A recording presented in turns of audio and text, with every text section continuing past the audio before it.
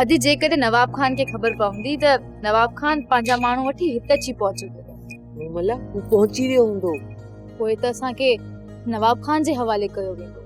न भेण, नवाब खान जे हवाले कोन कंदा।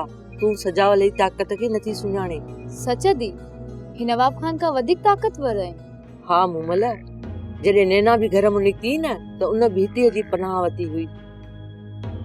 नवाब खान न चोटीअ जो ज़ोर लाथो उनखे वापसि करण लाइ, पर सजावल उनजी हिक बि न ॿुधी हुई। इन जो मतलब इहो आहे त असां हिते महफ़ूज़ आहियूं, असांखे को बि ख़तरो न आहे। हा मुंहिंजी भेण, असां हिन घर में जेतिरा ॾींहं बि आहियूं असांखे को ख़तरो बि न आहे। जॾहिं असां हितां निकिरी ॿाहिरि वयूंसीं न त नवाब खान असांखे ज़िंदा कोन छॾींदो।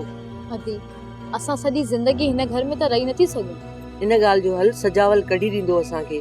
तूं को बि ख़ौफ़ न कर भेण, तूं मज़बूत हथनि में आहीं।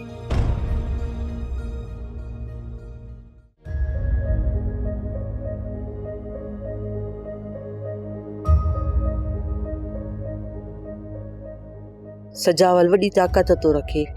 जेकॾहिं उन असांजी मदद कई न त नवाब असांजो कुझु बि नथो बिगाड़े सघे। अदी जी भेण। छा सच में सजावल नवाब खान खां वधीक ताक़तवर आहे? मुमल, जेकॾहिं ईअं न हुजे हा न त असां नवाब खान जे अॻियां हुजऊं हा। छा सजावल असांखे कोर्ट वठी वेंदो? अञा घर नाहे आयो, अचे त पोइ सलाह कयूंसि था। अचो मानी तैयार थी विया, खाओ। हा खाऊं थी। सजावल खान रात जो कंहिं वक्त घर में ईंदो आहे?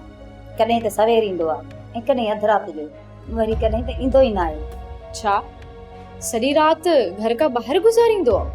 हा, हिन कम ई अहिड़ा आहिनि। ॾींहं जो बि मूं सजावल खे घर में न आहे ॾिठो।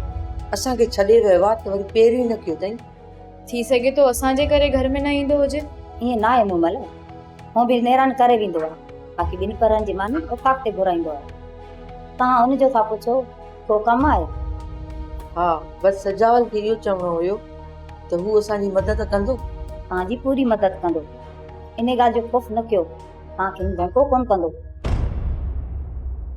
सोप सीरियल तकरार तमाम एपिसोड ॾिसो हाणे HD क्वालिटी में। विजिट कयो असांजो YouTube channel Sindh TV HD drama. Subscribe कयो असांजो official YouTube channel Sindh TV HD drama ऐं वधीक अपडेट लाइ बेल आइकन खे क्लिक करियो।